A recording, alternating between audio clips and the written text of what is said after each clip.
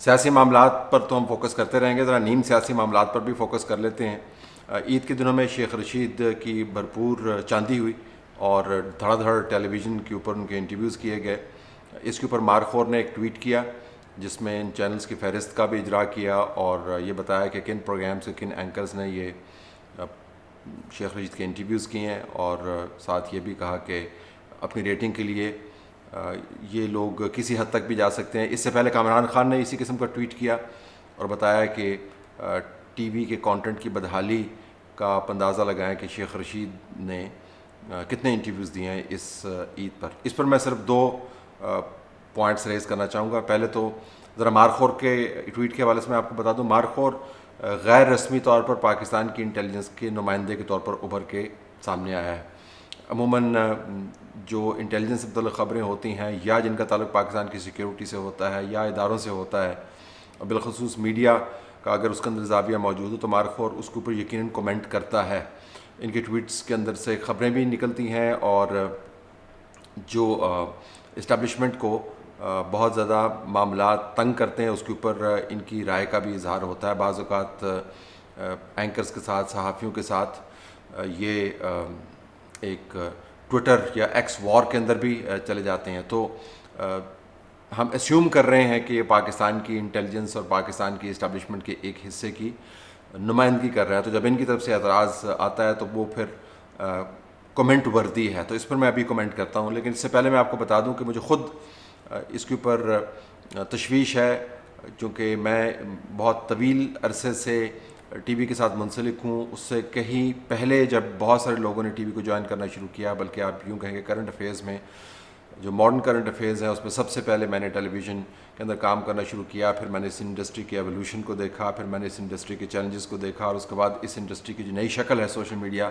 اس کو اپناتے ہوئے اب ہم اس جگہ پر پہنچ گئے ہیں کہ ہم تمام جو پروسیس ہے اس کو ریویو کر سکتے ہیں۔ تو مجھے یقیناً تشویش ہے اور مجھے اس پر اعتراض بھی ہے کہ شیخ رشید جیسا شخص جس کے پاس کہنے کو کچھ نہیں ہے، جس کے پاس سوچنے کو کچھ نہیں ہے، جس کے پاس بتانے کو کچھ نہیں ہے، جس کے پاس رہنمائی کرنے کو کچھ نہیں ہے، جس کے پاس کوئی دلچسپ فکرہ نہیں ہے، کوئی دلچسپ یادداشت نہیں ہے، جس کے پاس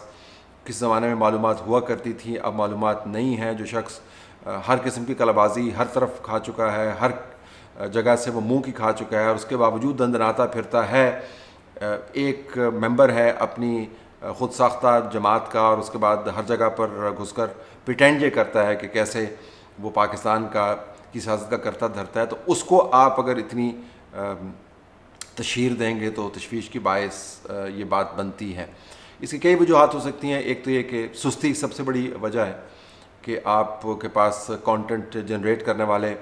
اب انہوں نے کام کرنا چھوڑ دیا ہے، وہ مکھی پہ مکھی مارتے ہیں، جو پروڈیوسرز ہیں وہ زیادہ محنت نہیں کرتے، جو اینکرز ہیں وہ بھی کہتے ہیں یار اس کو پکڑ لاؤ، اس کو پکڑ لاؤ، اور ان کے خیال میں ہر 2 مہینے کے بعد جو پرانی اور تعفن زدہ چیز بھی ہوتی ہے اس کو بھی آپ نیا کر کے پریزنٹ کر سکتے ہیں۔ اب شیخ رشید نے کیا ایسی باتیں کرنی ہیں، وہ کون سا نوم چومسکی ہے جس کی باتیں سن کر آپ کو انسپریشن ہوگی، وہ کون سا برٹرنڈ رسل ہے جس کے منہ سے فلسفہ حیات نکلے گا اور کائناتی باتیں وہ کرے گا، وہ کون سا رہنما ہے۔ لیکن خیال یہ ہوتا ہے کہ چونکہ وہ خبروں سے اتنے عرصے سے باہر ہے تو اگر ہم نے انٹرویو کر لیا تو ہماری بڑی زبردست واہ واہ ہو جائے گی۔ یہ نہیں سمجھتے کہ برابر میں جو بیٹھا ہوا ہے یا اس کے برابر میں جو بیٹھا ہوا ہے یا اس کے برابر میں جو بیٹھا ہوا ہے، سب یہی سوچ رہے ہیں جی کہ ہم نے اگر شیخ رشید جیسے بندے کو لے لیا تو نہ جانے ہم نے کیا پہاڑ میں سے نہر کھود دی اور اس نہر کے اندر سے کیا ہم نے انٹرٹینمنٹ آپ کے سامنے پریزنٹ کر دی۔ اور عید جیسے مقدس موقع کے اوپر اس قسم کے فضول کانٹینٹ کو اگر آپ پریڈ کریں تو ذرا سستی ہے، کاہلی ہے، ایبسنس آف پروفیشنلزم ہے، لوگ زیادہ ہیں، کانٹینٹ جنریٹ کرنے کی صلاحیت کم ہے، چینلز اس کوالٹی کے اوپر توجہ نہیں دیتے، اور آسان کام ہے کہ بندے کو لا کے بٹھا لیں اور اس کے ساتھ بات کر لیں، اور بندے کے پاس اگر وہ بات کرنے والی ہو، دلچسپ گفت و شنید جو ہے وہ ٹی وی کا ایک بہت بڑا حصہ ہے۔ ہر وقت آپ نیوز سے ہی ٹی وی نہیں چلاتے، اگرچہ میں خود نیوز کا سب سے بڑا امبیسڈر ہوں، نیوز کے ذریعے ہی ٹی وی چینلز کو چلنا چاہیے، لیکن اچھی گفت و شنید جو ہے، اچھی نشست جو ہے، کام کی بات جو کرنے والے ہیں وہ آپ کی اسکرین کو انگیج کر کے رکھ سکتے ہیں۔ لیکن آج کل آپ نے کام کی بات نہیں کرنی، آج کل آپ نے عام بات کرنی ہے، اور عام بات کا بھی وہ ورژن آپ نے پیش کرنا ہے جس کو آپ ایک ہاتھ سے ناک کو بند کر کے ہی سن سکتے ہیں، کیوں کہیں اس میں سے جو اس کی جو سڑاند ہیں وہ آپ کے دماغ کو معاف نہ کر دیں. تو جب آپ ایسی حرکتیں کریں گے تو ظاہر ہے پھر شیخ رشید جیسے موضوعات ہی آپ کے سامنے آئیں گے. تو یہ تو اعتراض تو میرا اس کے اوپر بالکل موجود ہے، اور اعتراض بنتا بھی ہے کہ کیا اتنے بڑے بڑے نیٹ ورکس کے پاس کوئی اور طریقہ کار نہیں ہے؟ کریٹیوٹی ان کی ختم ہو گئی ہے، ان کے کریٹیو جوسز جو ہیں وہ بالکل ڈرائی اپ کر گئے ہیں. دوسرا یہ بھی ہے میرے خیال میں، یہ سمجھنے سے قاصر ہیں کہ ٹی وی ایگزاسٹ ہوتا جا رہا ہے، اور اس کے ایگزاسشن کی ایک وجہ تو یہ ہے کہ آپ اس قسم کے اگر کام کریں گے تو ایگزاسٹ ہی ہوگا ٹی وی. تو بہت سارے لوگوں کی جو توجہ ہے اب سوشل میڈیا کی طرف جاری ہے، جو نئے اعداد و شمار آئے ہیں اس کے اندر سوشل میڈیا آلموسٹ لیڈ کر رہا ہے ٹی وی کو in terms of viewership, in terms of impact. تو ایک ڈیسپریٹ ڈیزائر ہے کہ کسی طریقے سے ہم ریلیونٹ رہ جائیں، کسی طریقے سے کوئی آئی بالز آپ کے اوپر آ جائیں. تو آئی بالز لینے کے لیے جو سب سے سستا طریقہ ہے اس کو آپ اپناتے ہیں، اور سستے طریقے کا جو سستا ترین ورژن ہے شیخ رشید والا، اور صرف شیخ رشید نہیں ہے اور بھی لوگ ہیں، ان کو آپ اسکرین کے اوپر لے کے آتے ہیں. ان لوگوں کو گھر میں کوئی نہیں پوچھتا اور ان کو آپ اسکرین کے اوپر ڈالتے ہیں تو بڑے خوش ہو جاتے ہیں. تو یہ تو ایک حصہ اعتراض کا ہو گیا، بطور پروفیشنل میں اعتراض سمجھتا ہوں. لیکن مارخور کی طرف سے جب اعتراض آتا ہے تو ہمیں پھر یہ بھی سوال اٹھانا چاہیے کہ شیخ رشید کو شیخ رشید بنانے والے کون لوگ ہیں؟ شیخ رشید کو اس ملک پر فائز کرنے والے کون لوگ ہیں؟ اور شیخ رشید کو میں شیخ رشید بطور فرد نہیں لے رہا، اس کو استعارے کے طور پر لے رہا ہے. اس چھاتے کے نیچے جتنے بھی تجربے کیے ہیں پاکستان کی اسٹیبلشمنٹ نے، اس کے اندر اگر آپ معیار دیکھیں تو آپ کو شیخ رشید جیسا معیار ہی نظر آتا ہے. ہر جگہ پر آپ کو تجربوں کے شواہد نظر آتے ہیں، اور شرمندگی ہوتی ہے کہ یہ لوگ جو ہیں یہ اسٹیبلشمنٹ کے اعلیٰ کار رہے ہیں، اسٹیبلشمنٹ پر تکیہ کرتی رہی ہے. یہ وہی شیخ رشید ہے جس کو جنرل باجوہ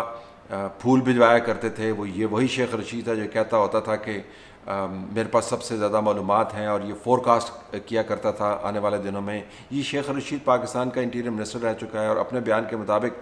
2 درجن سے زیادہ منسٹریز اس کے پاس رہ چکی ہیں. سیاستدان اگر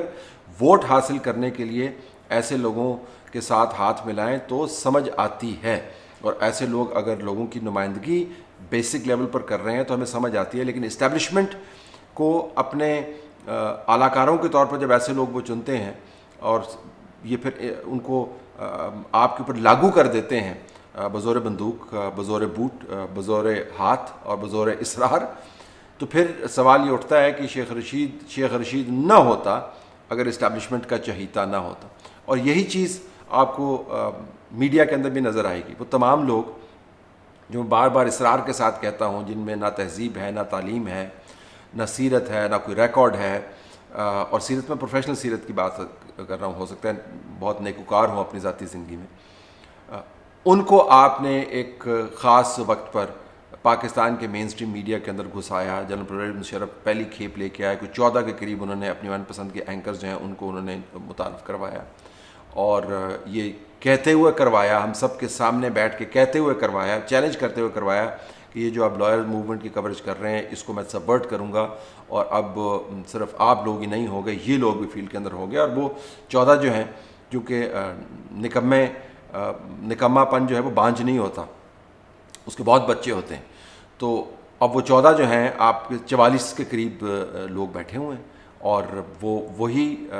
اسی زوم کے اندر کے جی سانتے جنرل مشرف نے لانچ کیتا سی، اسٹیبلشمنٹ کے ساتھ چلے آ رہے ہیں.